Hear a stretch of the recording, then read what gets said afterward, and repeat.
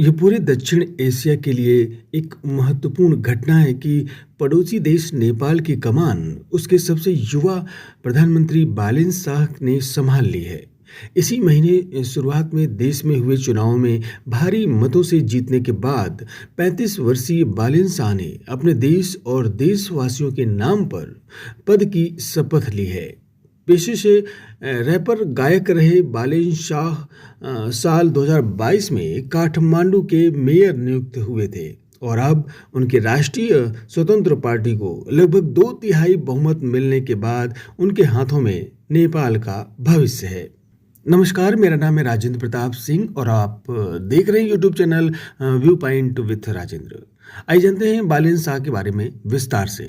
अगर आपने चैनल को सब्सक्राइब नहीं किया है तो प्लीज सब्सक्राइब जरूर कर दीजिएगा। तो चलिए जानते हैं नेपाल के नए प्रधानमंत्री के बारे में। अप्रैल 1990 में नारदेवी काठमांडू में पैदा हुए बालेन की पृष्ठभूमि मैथिली है।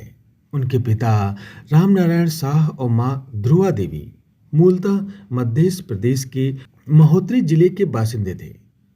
मध्य प्रदेश की सीमाएं बिहार से लगी हुई हैं। पेशे से आयुर्वेदिक डॉक्टर रामनारायण शाह की नियुक्ति जब काठमांडू के नारदेवी आयुर्वेदिक अस्पताल में हुई, तब शाह परिवार काठमांडू आ गया।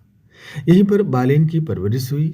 शहरी चकाचौंध में पले बालेन को महोत्तरी के पुस्तैनी गांव से बड़ा लगाव रहा। माता पिता जब भी गांव जाने का नाम लेते, उनकी खुशी कई गुना बढ़ जाती। परिवार में सबसे छोटे होने के कारण बालेन का बचपन माता पिता और बड़े भाई के स्नेह से आबाद रहा। जब स्कूल जाने की उम्र आई तब काठमांडू के वीएस निकेतन उच्च माध्यमिक स्कूल में उनका दाखिला करा दिया गया। यहाँ से हाई स्कूल की पढ़ाई पूरी करके वह शहर के प्रतिष्ठित Himalayan white house international college पहुंचे, जहां से उन्होंने सिविल इंजीनियरिंग में स्नातक की डिग्री हासिल की। स्कूली दिनों में ही कला, साहित्य और समाज सेवा में उनकी रुचि दिखने लगी थी। इन संस्थानों की सांस्कृतिक गतिविधियों ने इसे फलने फूलने का भरपूर मौका भी दिया, मगर वह इनको कैरियर के लिए चुनेंगे या कभी ख्याल में ही नहीं आया था। सिविल इंजीनियरिंग में स्नातक के बाद बालेन को नेपाल में नौकरी के प्रस्ताव मिलने लगे थे, मगर उनकी इच्छा और पढ़ने की थी। उन्होंने पिता से इच्छा जताई कि वह इंजीनियरिंग की ऊंची डिग्री हासिल करना चाहते हैं और इसके लिए उन्हें हिंदुस्तान जाना पड़ेगा। पिता का आशीर्वाद लेकर वह दक्षिण भारतीय शहर बेलगावी यानी कर्नाटक आ गए। विश्वेश्वरैया टेक्नोलॉजी यूनिवर्सिटी से स्ट्रक्चर इंजीनियरिंग में एमटेक करने के लिए बालेन जब बेलगावी आए, उस समय तक वह नेपाली किशोरों नौजवानों में रैप संगीत के जरिए अपनी पहचान बना चुके थे। बेलगावी में पढ़ते हुए वह भारतीय गांवों, शहरों और अपने देश के फर्क को गहराई से महसूस कर रहे थे।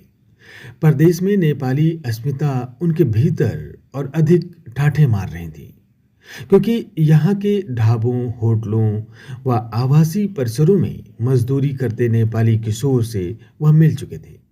बालेन उन किशोरों की पीड़ा, नौजवानों की कुंठा को रैप में ढालने लगे। उनके गीत मजलूमों, बेरोजगारों के मर्म को सहलाते थे। एमटेक करने के बाद बालेन स्वदेश लौट आए। बतौर इंजीनियर उन्हें जनकपुर में एशियन कंस्ट्रक्शन कंपनी में नौकरी मिल गई। नौकरी करते हुए बमुश्किल 11 महीने बीते होंगे कि नेपाल में आए भीषण भूकंप ने पूरी दुनिया को थर्रा दिया। उस जलजले में हजारों लोग मारे गए थे, लाखों बेघर हो गए थे। बालेन एक से दूसरे गांव भाग भाग कर पीड़ितों की मदद करते रहे। हादसे के शिकार गरीबों की बेबसी ने उन्हें कई रात सोने नहीं दिया, मगर एक गहरा सबक भी मिला कि पहाड़ी क्षेत्रों में कैसे मकान बनाए जाने चाहिए। अगले 7 वर्षों में बालेन ने कई निर्माण कंपनियों में अहम जिम्मेदारियां संभाली। अप्रैल 2015 में भूकंप के बाद पीड़ितों के पुनर्वास और ध्वस्त इमारतों के पुनर्निर्माण के लिए दुनिया भर से नेपाल को भारी आर्थिक मदद मिली थी।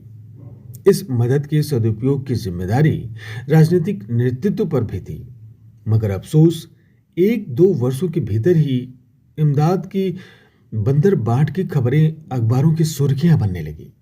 कई देशों ने मदद की अगली किस्तें तक रोक दी। नेताओं की भारी भ्रष्टाचार और उनकी सत्ता लिप्सा ने नेपाल को राजनीतिक अस्थिरता और टकराव की अंधी खाई में ढकेल दिया। बालेन की अंतरात्मा ने खामोश तमाशाई बनने से इनकार कर दिया। साल 2020 में उन्होंने यूट्यूब पर अपना बलिदान गीत जारी किया। इसमें उन्होंने नेपाल में पसरे भ्रष्टाचार और सामाजिक अन्याय पर करारा प्रहार किया था।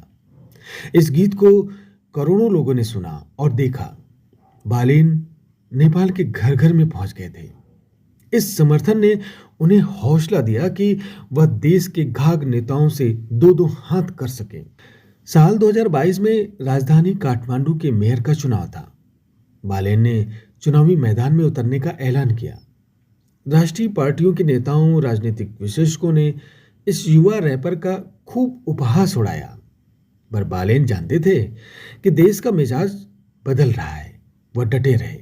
बतौर निर्दलीय उम्मीदवार बालेन ने नेपाली कांग्रेस और सीपीएन यूएमएल के उम्मीदवारों को करारी शिकस्त दी। काठमांडू के लोगों ने 32 साल के बालेन को अपना 15वां मेयर चुन लिया। मेयर बनते ही बालेन दुनिया भर में सुर्खियों में छा गए। साल 2023 में टाइम्स ने उन्हें दुनिया के 100 उभरते नेताओं में शुमार किया। बालेन की ईमानदारी और मेयर के रूप में उनके कामों ने काठमांडू ही नहीं, पूरे नेपाल में उनकी लोकप्रियता बढ़ा दी।